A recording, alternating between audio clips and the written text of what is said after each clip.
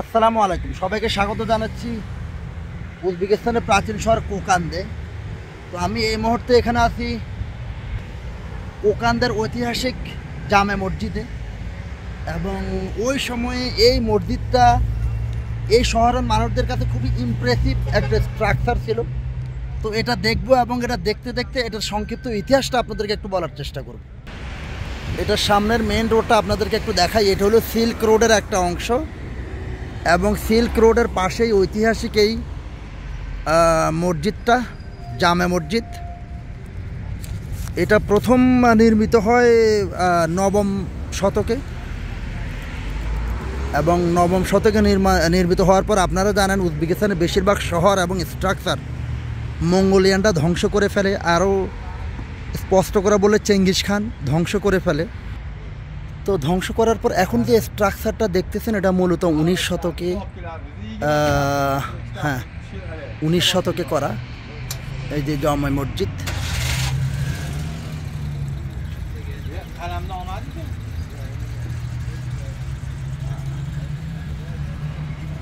এই যে মসজিদের ভিতরটা দেখেন, এটা সর্বশেষ 1812 খ্রিস্টাব্দে উমর খান এই বর্তমান যে স্ট্রাকচার দেখতেছেন সেটা করেন। এবং এই যে মিনারটা দেখা যাচ্ছে, মিনারের উপরে আজান দেওয়া হতো, এবং এই মিনারের উচ্চতাটা হলো 22 মিটার। আর এই মসজিদটায় আমি যদি ওই দিক থেকে দেখাই আপনাদের,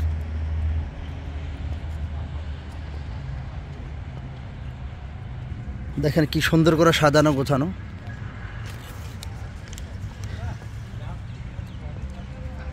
এটা আসলে এই মসজিদে প্রায় 98টা রেড কলামন আছে। এটা আসলে মূলত ইন্ডিয়া থেকে ওই সময় স্যান্ডেল উডগুলা নিয়ে আসতো, যেটাকে চন্দন কাঠ বলে। 98টা চন্দন কাঠ মানে পিলার আছে এখানে।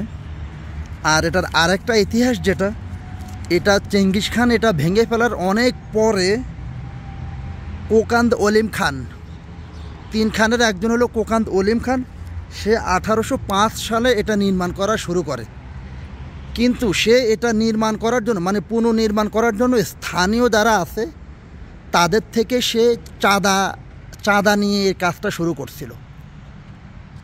চাঁদা নিয়ে যখন এই কাজটা শুরু করে, দেখেন এগুলো কিন্তু চন্দন কাঠ, এগুলো ইন্ডিয়া থেকে নিয়ে আসা হয়েছে সেই 1800 শতকের প্রথম দিকে। তো যেটা বললাম, কোকান্দ ওলিম খান সে 1805 সালে এটার পুনর্নির্মাণ শুরু করলে ওই সময়কার যে মুরব্বীরা ছিল এলাকার, তারা কাজটা বন্ধ করে দেয়। এবং তাদের কথা হলো যে এটা মানুষদেরকে জোরপূর্বক চাঁদা নিয়ে এই কাজটা করা যাবে না। এরপরে উমর খান, যেটা বললাম 1812 সালে, তার অধীনে প্রায় 200 জন মুসলিম বিশ্ব থেকে প্রায় 200 জন ট্যালেন্টেড ইঞ্জিনিয়ার নিয়ে সে এই মসজিদটা নির্মাণ করে। তো বর্তমান যে স্ট্রাকচার দেখতেছেন এটা 1812 থেকে 1815 সনে করা।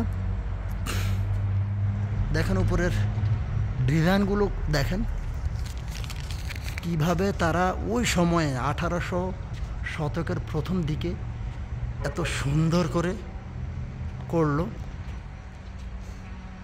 সে মানুষগুলা নাই। কোকেন খানাতের খান বংশের করা মসজিদ এখনও টিকে আছে। এখানে অনেকগুলা কলাম ইয়ে করে রাখছে। সম্ভবত এটা একদম প্রথম দিকের কিনা। দেখেন মানে ইতিহাস থেকে যায়, মানুষ চলে যায়।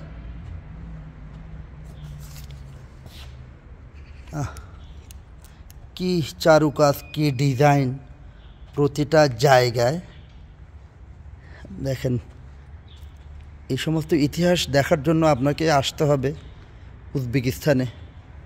ইতিহাস সমৃদ্ধ, একটা দেশের ইতিহাস কতটা সমৃদ্ধ হতে পারে সেটা উজবেকিস্তানের আনাচে কানাচে না ঘুরলে আপনি বুঝতে পারবেন না।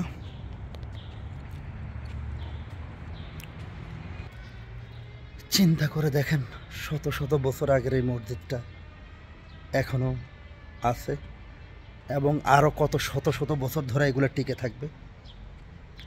ইতিহাস ধ্বংস করা যায় না, ইতিহাস চাপিয়ে রাখা যায় না। চেঙ্গিস খান সব কিছু ধ্বংস করার পরেও কিন্তু ইতিহাস আবার রচিত হয়েছে কারো না কারো মাধ্যমে। ও এখন এখানে যেমন কাঠের স্কুল, যেন এই যে দেখেন কোকান্দ উড কার্ভিং স্কুল বাই খোদের জন খয়েদারব, মানে যাই হোক এখানে এখন কাঠের একটা স্কুল, মানে কাঠের ডিজাইনের বা কাঠের নকশার একটা স্কুল দেখছেন। এই যে এগুলাই মূলত ওই সময় নিয়ে আসা হয়েছে এবং এখানে প্রায় 98টা কলাম আছে, এগুলা ইন্ডিয়া থেকে নিয়ে আসা হয়েছে। আচ্ছা ওই সময় খেয়াল করলাম মানে সব মসজিদ এবং মাদ্রাসার স্ট্রাকচার একই রকম, চারপাশে ছাউনি এবং মাঝখানে খোলা। বাট এখনকার মসজিদগুলো এমনটি হয় না। দেখেন পুরো চারপাশটাই একদম স্যান্ডেল কাঠের কলাম। এদিকে টয়লেট আছে, টয়লেট ইউজ করতে গেলে 3000 বাংলাদেশি 30 টাকা দিতে হবে।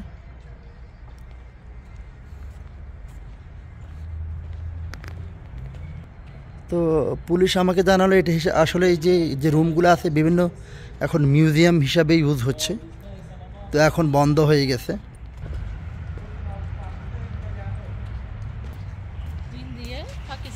বাংলাদেশ দা।